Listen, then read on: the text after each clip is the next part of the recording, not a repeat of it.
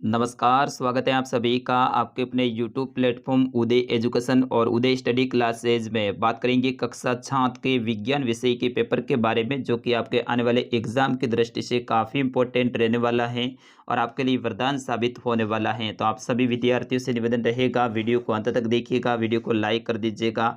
अभी तक आपने उदय स्टडी और उदय एजुकेशन को सब्सक्राइब नहीं किया है तो चैनल को सब्सक्राइब जरूर कर लीजिएगा। आपके एग्जाम तक सारे पेपर यहाँ पे अपलोड किए जाएंगे और जो हम पेपर अपलोड कर रहे हैं उनमें से कई सारे प्रश्न आपके एग्जाम में सीधे ही पूछे जाएंगे। तो आप सभी विद्यार्थियों से निवेदन रहेगा, वीडियो को अंत तक देखिएगा। और अगर ये पेपर आपको चाहिए पूरा का पूरा तो बिल्कुल वीडियो के बीच में कहीं पे भी मैं बता सकता हूँ पेपर कहाँ पे मिलेगा, तो इसलिए आप वीडियो को अंत तक देखिएगा और ज़रूर आपको ये पेपर मिल जाएगा।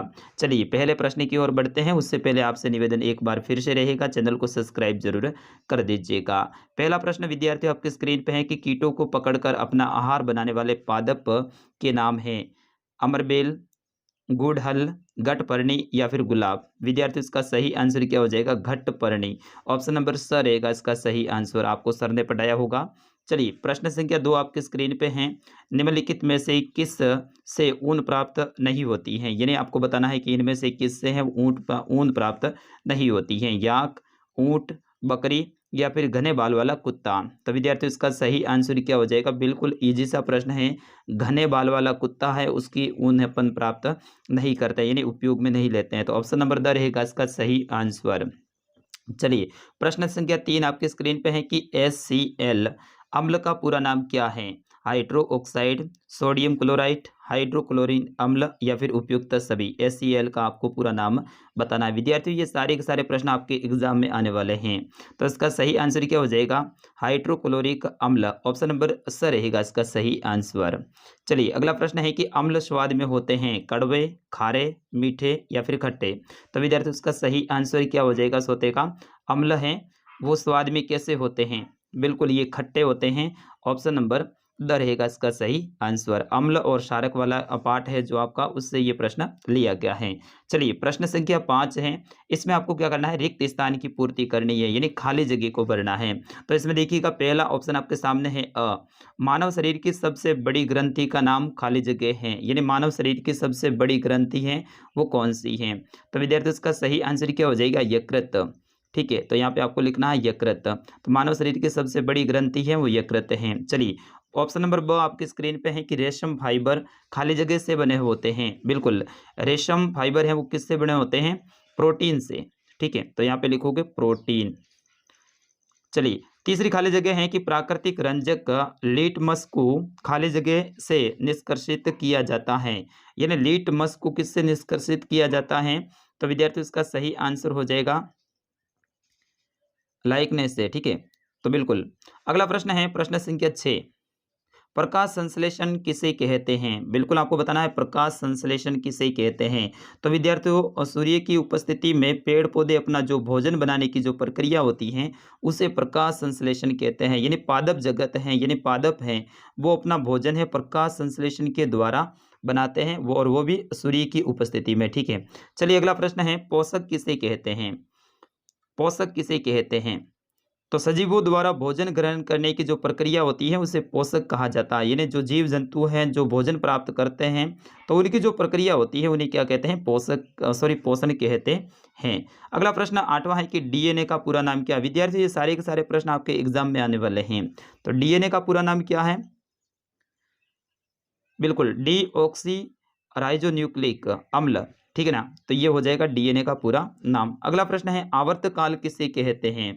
आवर्तकाल किसे कहते हैं? तो प्रति सेकंड होने वाली जो दोलन की संख्याओं का जो आवर्तकाल है उसे ही कहते हैं। ठीक है ना, प्रति सेकंड जो दोलन होता है उसे क्या कहते हैं? आवर्तकाल कहते हैं। चलिए प्रश्न संख्या 10 आपकी स्क्रीन पे है। अभिमार्जन किसे कहते हैं? अभिमार्जन किसे कहते हैं? विद्यार्थी वैसे मैं आपके विज्ञान का टीचर नहीं हूँ, सामाजिक का हूँ, लेकिन फिर भी मैं कोशिश कर रहा हूँ सारे प्रश्नों के सही उत्तर बताने की ताकि आपको भी याद हो जाए। तो 10वें का सही आंसर क्या हो जाएगा?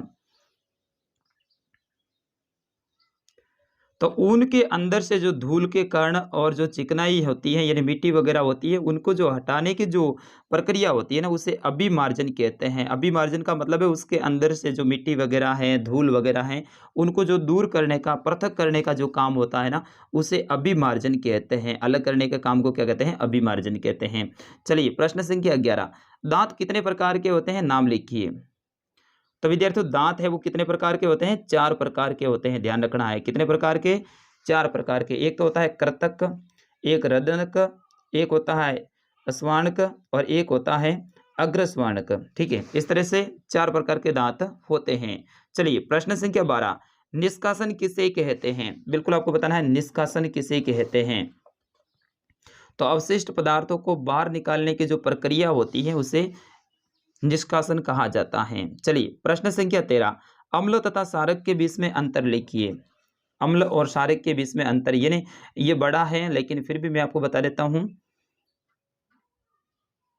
बिल्कुल, अम्ल है वो खट्टे होते हैं, जबकि क्षारक है वो कैसे होते हैं? कड़वे होते हैं। एक तो ये अंतर आप बता सकते हैं।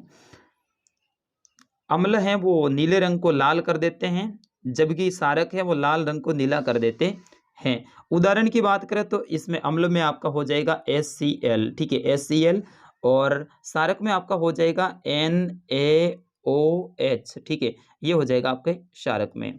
चलिए अगला प्रश्न है, प्रश्न संख्या 14, कोई कार है वो 40 किलोमीटर प्रति घंटे की चाल से 30 मिनट चलती है, इसके पश्चात वो 60 किलोमीटर प्रति घंटे की चाल से 15 मिनट चलती है, तो कार के द्वारा तय गई की दूरी है वो ज्ञात करनी है। विद्यार्थी इसका उत्तर बड़ा होगा, मैं नहीं बताऊंगा। ठीक है, चलिए प्रश्न संख्या 15, मानव हृदय का सचित्र वर्णन करना, यानी मानव का हृदय यानी दिल है उसका सचित्र आपको वर्णन करना है, और चित्र भी बनाना है और उनके भागों के नाम भी लिखने हैं। प्रश्न संख्या 16, आमाशय में भोजन का पाचन किस प्रकार होता है? चित्र सहित बताना है, यानी आमाशय के अंदर भोजन का पाचन कैसे होता है उसका भी आपको चित्र सहित बताना है।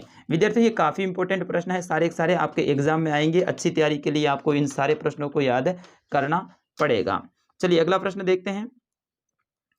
अगला प्रश्न है आपका 17वां, उदासीनीकरण किसे कहते हैं? एक उदाहरण देते हुए समझाइए। उदासीनीकरण किसे कहते हैं? एक उदाहरण देते हुए आपको समझाना है। और अंतिम प्रश्न है कि भौतिक परिवर्तन तथा रासायनिक परिवर्तन में अंतर लिखिए। तो विद्यार्थियों ये था कक्षा 7 का विज्ञान विषय का पेपर। अगर आपको ये पेपर की PDF चाहिए, यानी पूरा का पूरा पेपर आपको डाउनलोड करना है, तो बिल्कुल आपको डाउनलोड करने का मौका मिल रहा है। आप जाइए हमारी वेबसाइट पे, वीडियो के डिस्क्रिप्शन में उस वेबसाइट की लिंक दे रखी है। डिस्कशन आपको अगर समझ में नहीं आता है तो कक्षा 7 सामाजिक विज्ञान पेपर वगैरह ये जो नाम लिखा हुआ है ना, उसके ऊपर आप क्लिक करो। क्लिक करते ही नीचे है ना बहुत बड़ा विवरण खुल जाएगा, और उसी विवरण के अंदर आपको यहाँ पे ऑप्शन मिल जाएगा PDF डाउनलोड का। उसके ऊपर आपको क्लिक करना है, सीधे आप गूगल में चले जाएंगे, वहाँ पे हमारी वेबसाइट है और वहाँ से आप आराम से पेपर को डाउनलोड कर सकते हैं। वहाँ पे डाउनलोड का ऑप्शन आपके सामने होगा। तो विद्यार्थी मिलते हैं अगले वीडियो में, तब तक के लिए नमस्कार, जय हिंद।